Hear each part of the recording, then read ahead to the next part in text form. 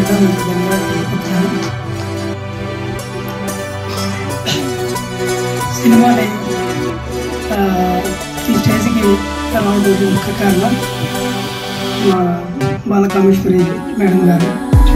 ఒక 1.5 year నుంచి ఇక్కడే కూర్చొని మా చేత సినిమా చేయించాము.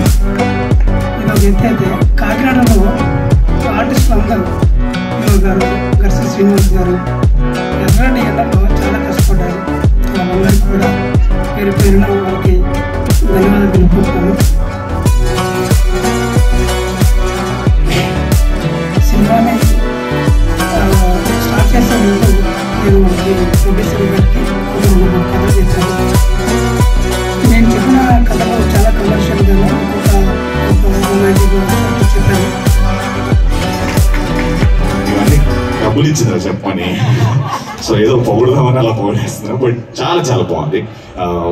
డైరెక్టర్ గారికి, వెంకటరమణ గారికి మై బెస్ట్ విషెస్. ప్రొడ్యూసర్స్కి ఈ సినిమా ద్వారా డబ్బులు రావాలి అండ్ మళ్ళీ ఆ డబ్బులు ఇంకో సినిమా తీయడానికి పెట్టాలని మనస్ఫూర్తిగా కోరుకుంటూ ఈ అవకాశం ఇచ్చిన వాళ్ళందరికీ కూడా స్పెషల్గా థ్యాంక్ యూ సో మచ్.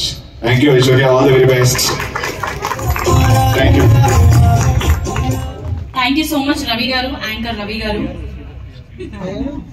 ఇప్పుడు ఇక్కడ గెస్ట్ కాబట్టి ఓకే రవి